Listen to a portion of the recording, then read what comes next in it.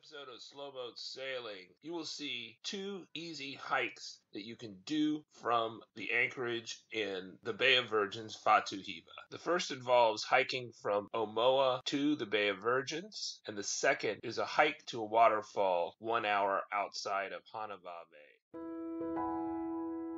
Subscribe to Slowboat Sailing so you can get our around-the-world sailing adventures and videos ripped from the headlines about some of the most interesting cruising sailors in the world. I hired a car to get me to Omoa because the hike from Omoa to Fatu Hiva on the road is about 12 miles, and I didn't think I could do almost a marathon for the round trip of hiking to and from Omoa. Omoa is on the southwest side of Fatu Hiva, south of Hanavave.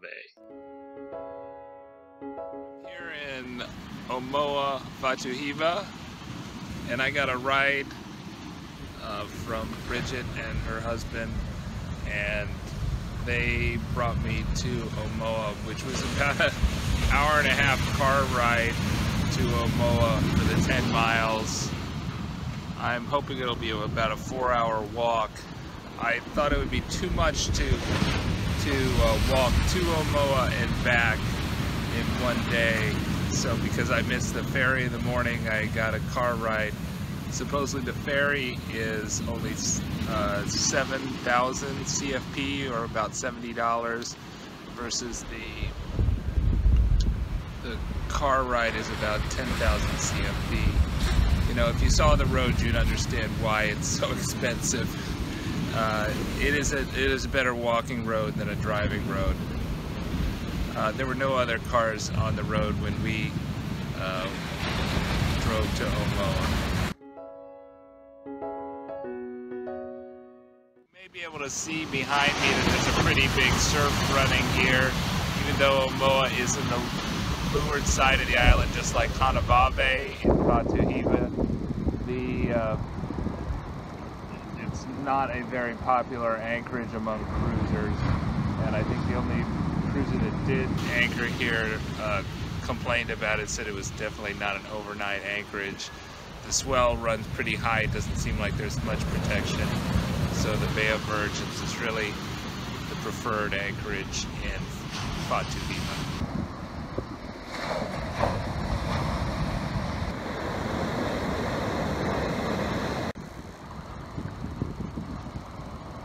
Pretty boisterous swell.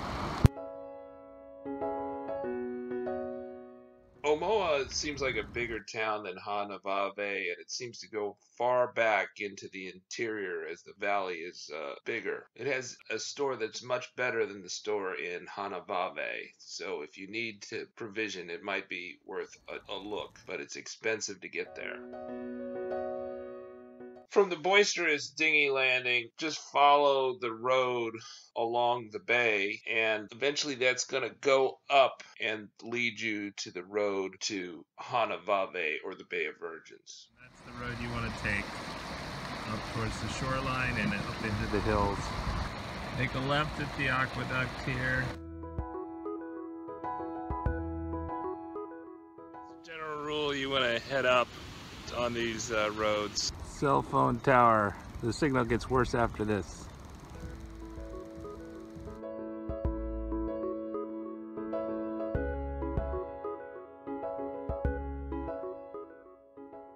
At the end of the line for the paved road on the Omoa side of Fatu Hiva, and it's going to be mostly dirt and gravel from here on out, and I won't see another paved road until after the cell phone tower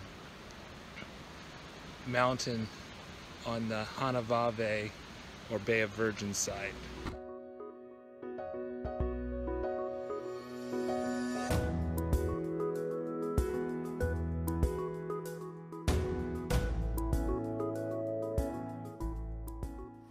In the road leads up to the top of a minor peak and a nice lookout. It's not very far, quick little stop off your way. I would guess we're about 40% of the way from Omoa and 60% of the way to Fatu Hiva's Bay of Virgins. So we're about closer to Omoa than the Bay of Virgins.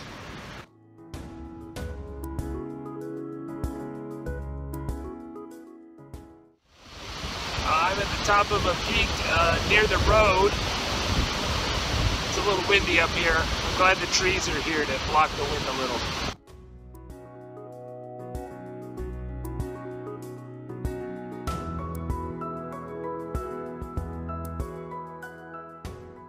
Pretty close to the halfway point in the highest elevation of the trip. And there's a bunch of picnic tables, covered picnic tables and benches, and you know, these are one of the few places on the trek where you could sit down without just plopping down in the road. So it's a nice place to stop, take a breather.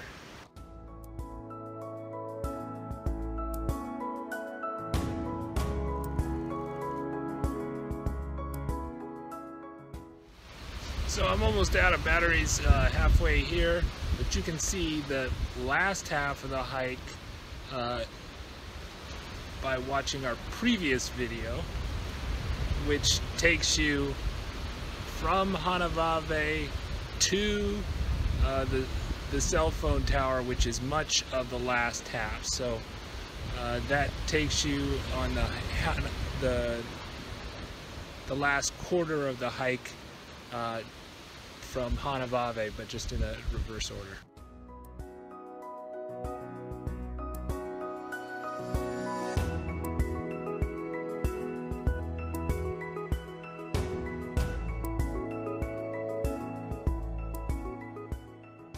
As I was descending to Hanavave, I saw several other cruisers coming back from the Waterfall hike, and they gave me excellent directions, so I could attempt it the next day.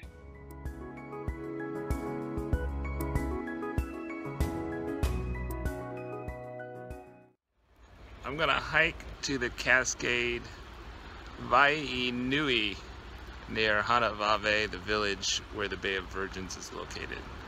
Supposedly it's about an hour hike up and back, and I think I've got fairly good directions now. So to stay on the side of the road with the cairns, the first turn off here is not the one you want.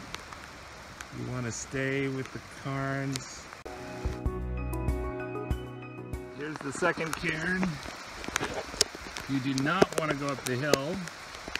You instead want to take the dirt road on the side of the cairn. Alright, so the second, the middle road, that is the second turnoff from the paved road, is the turnoff you want, and it's the one with the cairn on its side. So the first turnoff, the cairn was on the paved road. Second turnoff, the cairn was on the piled up stones. We're on the dirt road, and we're going to go down the dirt road now. Turn off from our first turn off on the dirt road doesn't have any obvious cairns or piled up stones, and it also doesn't seem to go very far, so I'm not going to take it. I'm going to stay on the road that leads down here. We have to ford this little stream in the middle of the road. This track has no cairns on it, so I'm going to skip it. Pretty good guess that the waterfall hike is going to follow the stream, and the waterfall hike is on the south side of the stream. So the road that you're taking is on the south side of the stream, heading eastward into the interior of Fatu Hiva. The Bay of Virgins, Hanavave, is on the west coast of Fatu Hiva, the leeward side, and you are heading into the interior, heading east, south of the stream. Now, these cairns are a little oddly placed. It'd be better if they were on the other side to be more clear. But it seems like there's some cairns up the road just to reinforce the point that you want to take the north branch, which runs closer to the river for the waterfall. You do not want to go on this side. This branch of the road, which goes further south and has the pipe barriers that can be closed off the road, you do not want to go on that. It seems, according to cairns, you want to go on the other part of the road, the more northerly part of the road that follows the stream more closely. Don't go on this side of the road. There's a whole bunch of cairns right at the river here, indicating that you probably want to cross the stream to the north side of the stream. So we started on the south side of the stream, now we're crossing to the north side of the stream according to the cairns. And there's a cool carving in the rock too.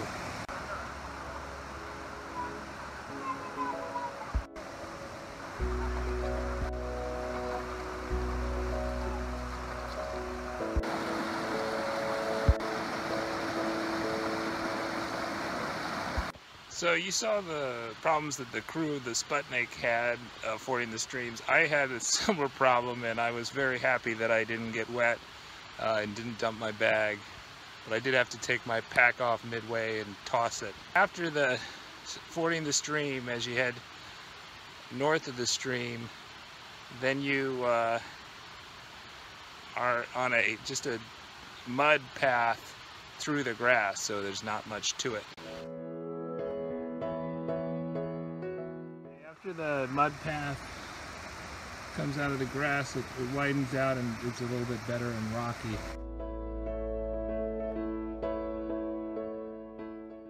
The cairns just across, so it's obvious we want to make a left here at the cairns and not cross the river again. So stay on the north side of the river.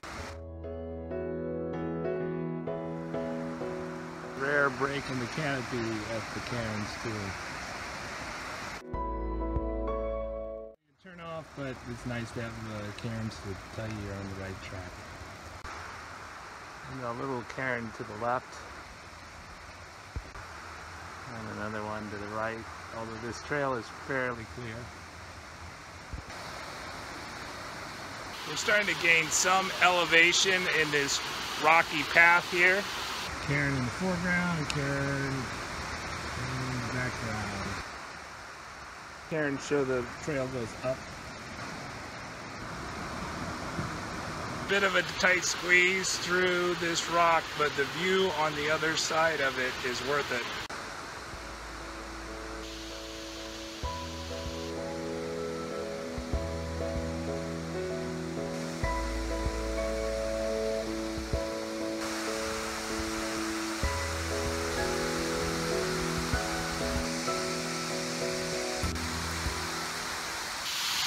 Want to try a dip? Are you ready for a swim?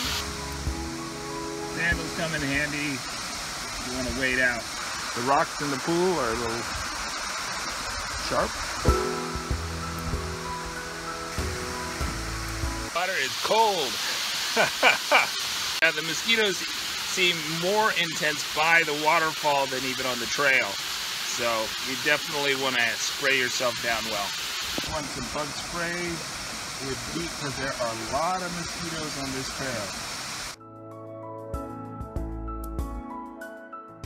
It was time to head back into Hanavave and go back to the boat and prepare for the next day's sail up to Hiva Oa.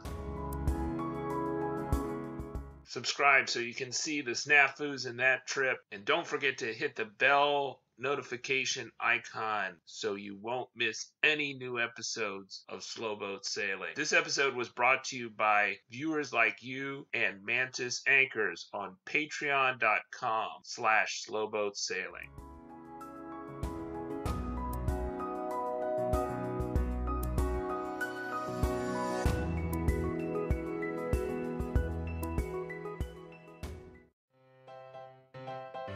Mantis aimed to design the most reliable anchor ever made Other anchors often cannot set in firm or grassy bottoms, endangering your safety. The Mantis frequently sets the first time even in the most demanding situations. We sleep a lot easier using the Mantis anchor as our primary on the slow boat. Get yours at mantisanchors.com or other fine retailers.